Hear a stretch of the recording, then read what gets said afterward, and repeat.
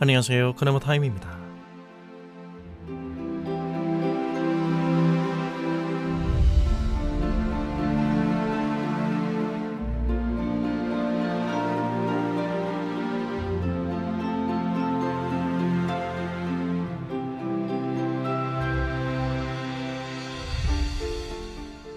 우리가 예배와 관련하여 스스럼 없이 아무렇지도 않게 건네는 말이 있습니다. 예배는 잘 드렸니? 오늘 주일 예배 봤어? 그런데 말입니다. 상대방에게 가볍게 이 질문을 던지기 전에 나 자신에게 스스로 먼저 던져야 할 물음이 있습니다. 내 예배를 하나님께서 받으셨을까? 수만 번의 예배를 드린들 그 예배를 하나님께서 받지 않으신다면 무슨 의미가 있을까요? 그렇다면 우리의 관심은 하나님이 받으시는 예배란 어떤 예배인가에 가 있어야 합니다. 우리는 흔히 예배의 회복이라는 구호에 익숙합니다. 다시 말해 하나님께 돌아가자라는 거죠. 지속되는 코로나 시국 속에서 더욱 설득력 넘치는 교회의 수사법이 된지도 모릅니다.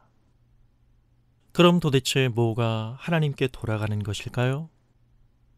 아마도 우리가 익숙하게 그리는 풍경은 교회당이라는 특정 장소와 시간 속에서 신앙을 구체적인 몇 가지로 형태화시키고 그 안에 나를 집어넣는 것일 것입니다. 비근한 예로 주일 예배를 비롯한 공예배에 빠지지 않기, 11조 잘하기, 기도, 교회 봉사하기, 단기 선교 참여 등등. 글쎄요, 그런 걸 정말 하나님께 돌아간 거라고 말할까요? 고민이 더욱 깊어질 뿐입니다. 초라해진 오늘의 기독교의 위상이 우리가 교회 생활에 제대로 관심을 쏟지 못한 결과라고 생각할 수 있을까요? 성경도 과연 그렇게 말하고 있을까요? 교회의 과시적 소비가 판을 치는 가운데 교회당은 날로 화려해지고 그 덩치는 커졌지만 모순적이게도 되레 하나님이 누구신가에 대한 교회의 이해는 더욱 빈곤해진 것 같습니다. 전 이게 기독교를 향한 사람들의 시선을 무관심으로 흐르도록 한 제1원인이라고 생각합니다.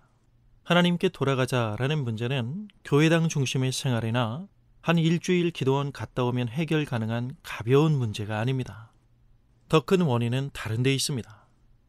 이 문제를 해결하기 위해 지금 당장 생각나는 사람들만 보아도 이사야, 아모스, 호세아 선지자가 마음에 와닿습니다.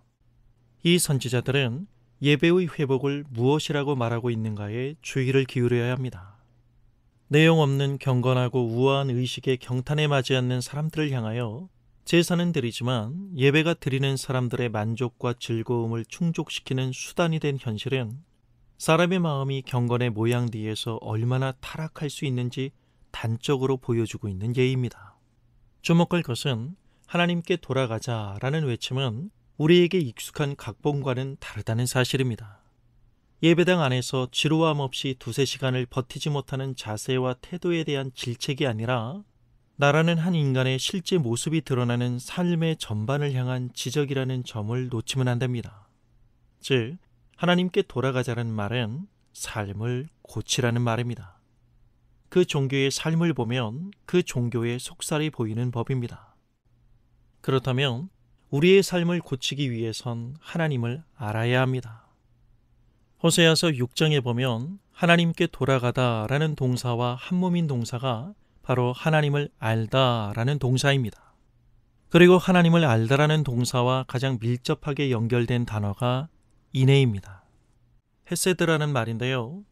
우리말 성경에서는 은혜, 자비, 긍휼, 인자, 신실함 등으로 번역되는 성경에서 아주 중요한 언약적 용어입니다. 하나님이 누구신가를 아주 잘 설명해주는 단어입니다. 하나님 그분이 우리에게 은혜롭고 자비하시다는 것입니다. 호세아 선지자는 하나님은 인애를 원하고 제사를 원치 않으신다라고 말합니다. 하나님이 제사가 아닌 인애를 원하신다는 건 인애가 없는 예배라면 하나님께서 그 예배를 받지 않겠다는 하나님의 거절입니다. 교회당 안에서만 종교적 명분으로 너희의 신앙을 연출하지 말고 너희의 삶에서 하나님을 닮으라는 말입니다. 어디에서요? 악하고 이기적인 인간의 욕망이 자신의 이익 앞에서 그 모습을 감추지 않고 드러내놓는 삶이라는 자리에서 하나님을 닮아야 한다는 말입니다. 같은 지적을 이사야와 아모스는 우리의 삶에서 공의와 정의를 넘치게 흐르게 하라고 말한 것입니다. 그래서 약한 자를 압제하지 말고 당시 사회적으로 보호받지 못하던 고아와 가부를 돌아보고 나그네를 챙기라는 말씀이 나오는 것입니다. 그러므로 하나님께 돌아오라는 말씀은 교회당 안으로 들어와 교회당 중심으로 살라는 말씀이 아닙니다. 삶을 고치라는 말씀입니다. 하나님을 제대로 알면 그 삶이 이웃을 향하여 인애를 풍성히 유통하는 삶이 되고 그 속에서 세상은 하나님이 과연 어떤 분이신지 알게 될 것입니다. 그리고 그러한 삶의 토양 속에서 드리는 예배가, 기도가, 헌금이 하나님께 연락된다는 말씀입니다.